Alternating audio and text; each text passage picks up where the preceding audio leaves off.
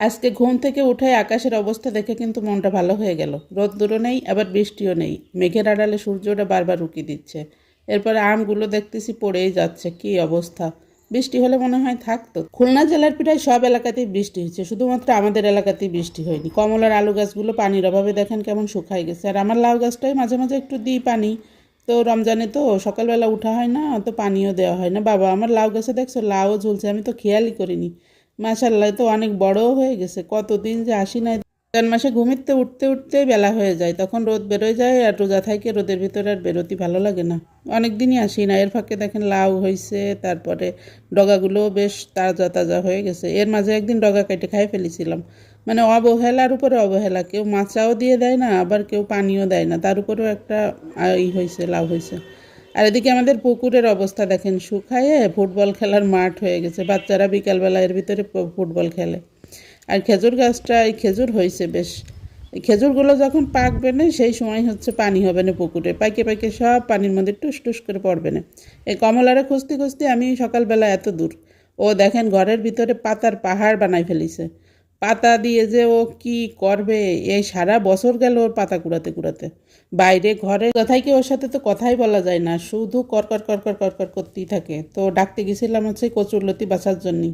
নিরিবিলি ঠান্ডা পান্ডা হয়ে এসে বাইসে দিছে, তো আমি এসে গোসল টোসল করে 2টো বাজে গেছে, রান্না করতে চলে আসলাম।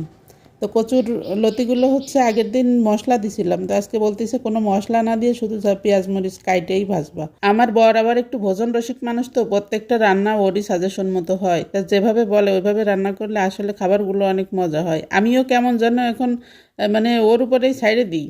নিজের ভিতরে তো আর কিছু আসে না, কেমন অলস হয়ে গেছি, চিন্তা করতে মন চায় না।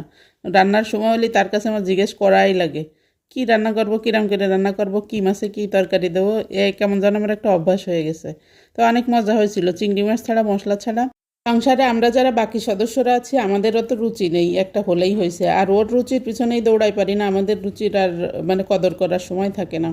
তো ওই কচুরলতির তেল ছিল বেশ খানিকটা বাজে, ওর ভিতরে তেল আর একটু দিয়ে পেঁয়াজ মরিচ দিয়ে দিলাম। এর ভিতরে দিয়ে দেবো লাল শাক। লাল শাক বলবো না লাল ডাঁটার বাচ্চা বলবো, কি যে বলবো বুঝতেছি না। শাকগুলো মানে না বড় না ছোট, না ডাঁটা না শাক, কেমন যেন একটা আট ডুমসো টাইপের।